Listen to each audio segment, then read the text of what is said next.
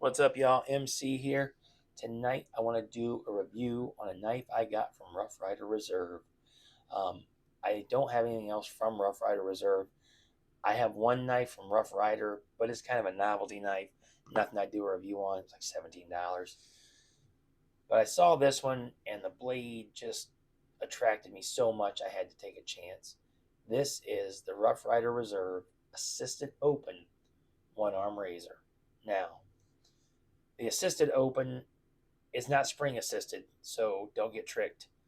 It's just this flipper tab. They have a manual slip joint with a similar blade shape. It's also called the one arm razor. It's a smaller knife that does not have a flipper tab. You have to open it by this pull here, this long pull. So don't get tricked into thinking this is a spring assisted flipper. It's not.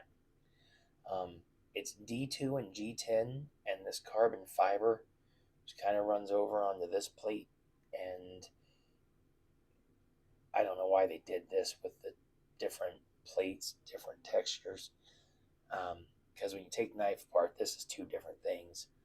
Um, a pop collar on the pivot collar there, a non-reversible pocket clip, kind of sticks up a little bit. He's not set in there very good. And a lanyard built into the back spacer.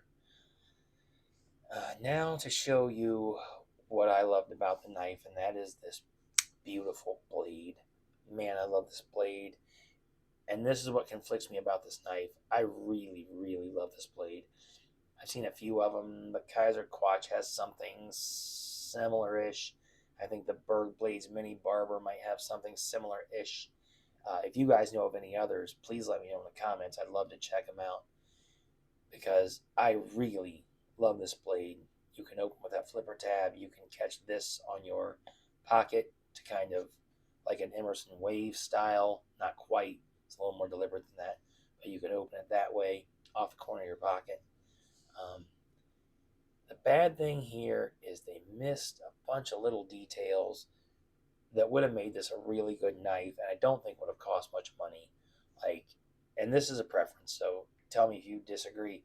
I don't like the carbon fiber here with this old time blade. I feel like we're trying to cram like new age with old time, and it just doesn't work. I would have rather just had one solid piece of G10 or micarta, but that might be a preference, and I might be wrong. I just don't think it fits real well with the knife. I'm not going to put a lanyard on a knife like this myself, and that backspacer adds weight to a knife that's already in the heavy range for its size. And hopefully you can see they didn't do any weight relief in there for us. It's just, so it is kind of a heavy knife, which some of you don't mind that. I know that, and that's fine.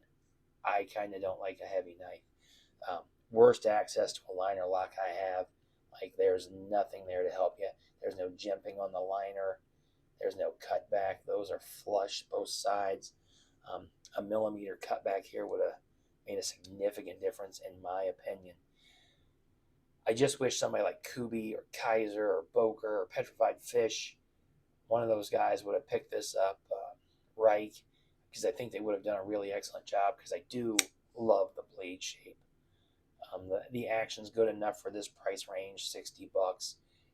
And that's kind of another thing for me. For D2 and G10, $60 is kind of top of the mark for me, because 14C28N is getting so common. Kaiser kills it with 154 cm. My card is getting more and more common. The aluminum, I don't really like the aluminum scales. I think they look great, but I don't like the durability. But there's just a lot of other materials getting down in this $50 to $60 range. CRKT has a tuna that has the same D2 and G10 combination, and I love it. I think it looks great, but it's $60, and I just can't. For $60, I expect more. And if you do a $60 knife in D2 and G10, I think you have to nail it. And these guys just didn't nail it. Sharpness, I give it a 7, maybe 7.5 out of 10. It was good enough to cut, but it was not razor sharp. That's fine too. Like, again, in the budget range, I know you're going to make some trade-offs, but man, so many companies are doing so good down here in this, let's call it the $40 to $60 range, $40 to $70 range, that I really think you have to up your game. see what Vosteed's doing, and Petrified Fish, and Kaiser, and Kubi, and some of those other guys. Once you see their knives, it raises your expectations. And unfortunately, this one doesn't meet it, which is really sad because I love the blade, as I've mentioned. And I just think this could have been a really, really good budget knife, but they missed a few things. So I bought mine at Atlantic Knife. I think they're available at SMKW. I'll put a link to those in the description so you can buy it. If you guys like this video, please give me a subscription, like, comment anytime. I love to talk about knives and all this stuff, and my wife just doesn't. So, like I said, please give me a like, subscription, comment. If you didn't like this, share it with your enemies, man. Make them suffer my nonsense just like you did. This is a Rough Rider Reserve Assisted Open One-Arm Razor. I am MC. I thank you for watching. I hope you have a great night, guys. Take care.